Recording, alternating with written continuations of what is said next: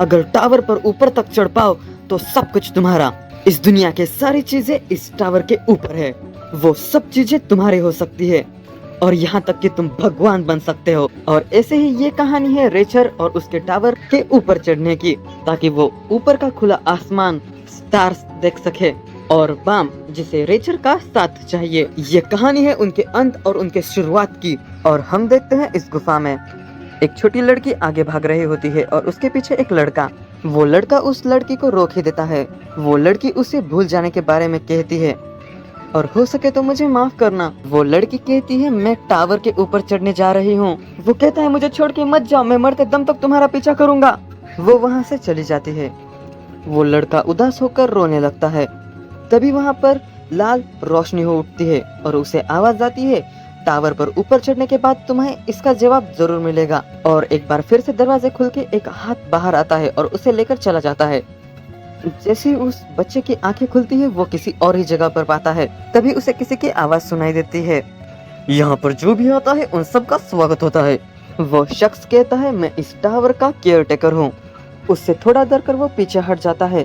Tower यानी यही वो जगह है। तुम्हें यहाँ देखकर खुशी हुई बाम? बाम पूछता है तुम्हें मेरा नाम कैसे पता? तुम्हें क्या उसने बताया?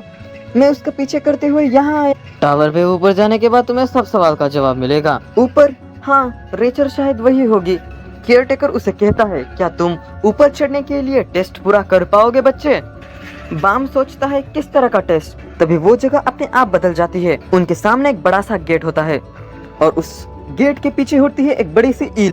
केयरटेकर बताता है रूल बड़े ही सिंपल है, तुम्हें गेट में अंदर जाना है और इस बड़े से ईल कर बचते हुए उस ब्लैक बॉल को तुम्हें फोड़ना है। अगर बस इतनी सी चीज तुम कर पाओ तो फिर तुम पास हो जाओगे। केयरटेकर उसे बताता है तुम्हें अगर वापस मुड़ना है तो यही वक्त है, आगे टावर बड़ा ही खतरनाक है। बाम अंदर जाने के लिए दौड़ते हुए आगे बढ़ता है, लेकिन तभी उसके सामने एक अनजान लड़की आती है और आते से वो सीधा उसके पट से हेडशॉट लगाती है। वो लड़की के what you are doing here हबीबी, wait for me. Let me tell you, उसे हमारी भाषा समझ ना आवे। वो जो चीज जो बैग से बाहर निकालता है उसकी वजह से बाम के चारों ओर रोशनी उठती है। अब क्या तुम्हें हमारी भाषा समझ में आवे? और वो चीज एक काली बॉल में बदल जाती है और वो उसे पॉकेट कहकर पुकार रहे होते हैं। अब उसे इनविजिबल मोड कहो। जैसे ही वो कहता है वो बॉल गायब हो जाती है। बाम फिर से डर जाता है।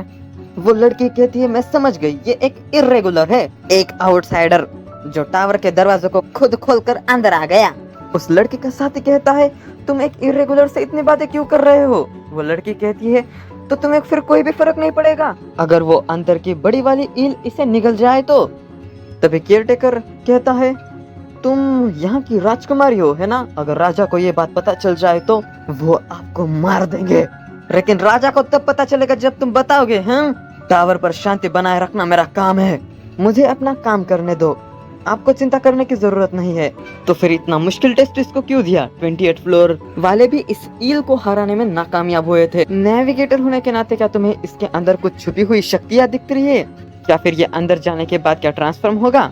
इसे देख के तो नहीं लग रहा है ये, और अगर जरा ज्यादा पास से देखे तो ये क्यूट भी लग रहा है। और उसके साथ फ्लर्ट करने लगती है और कहती है क्या तुम इस हैंडसम लड़के के लिए टेस्ट का लेवल कम नहीं कर सकते?